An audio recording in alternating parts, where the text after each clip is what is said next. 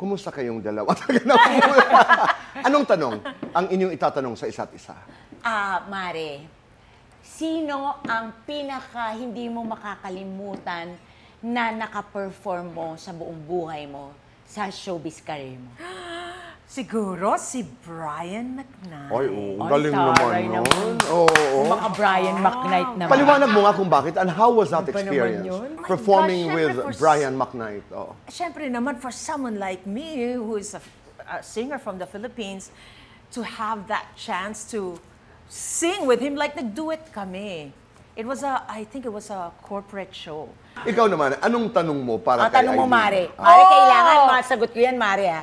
Kunwari, if you were given a second life or to live your life all over again, would you want to be Aileen Martina?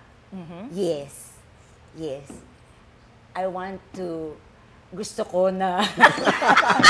Ini-interpret ko na rin. Gusto ko na ako pa rin si Martina Aileen de las Alas.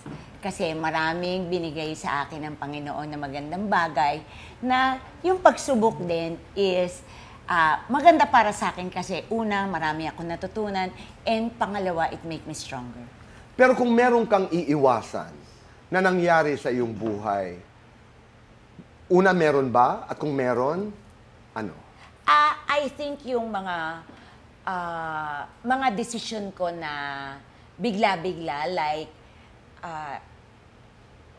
hindi na ako magpapakasal ulit sa bata. That's your resolution? Yes, that's my resolution. Sa mas bata na lang? Sa mas bata na lang.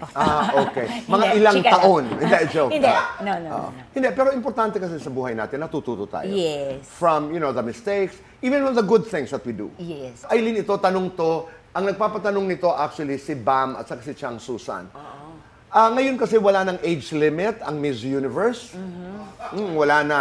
I mean, talaga ba? Would you, wala na.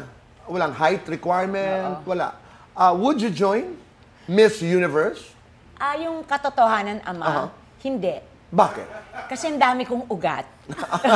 Kailangan doon walang stockings, di ba?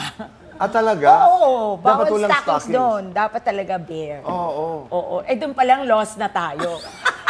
Unless itago ko yung pako. Bago kung saan pa tayo makarating, imbitahan na natin ang lahat sa The Clash. Sa mga Kapuso and Clash Nation, ito na po ang aming 7th season, The Clash 2025. Every Sunday po yan. June 8 ang umpisa po at tuwing 7:15 p.m. At kami po ng mga judges ay tunay na excited. Sobra. At abangan niyo po. Kayo, napakaganda. Talaga, Masaya totoo. Kasama po si Christian Bautista. Yes, kasama po ang aming Oppo friend na si Mr. Christian Bautista. And of course po, ang aming host na ang Julie Ver team, Yes. si Julian San Jose and Raver Cruz. Ayan.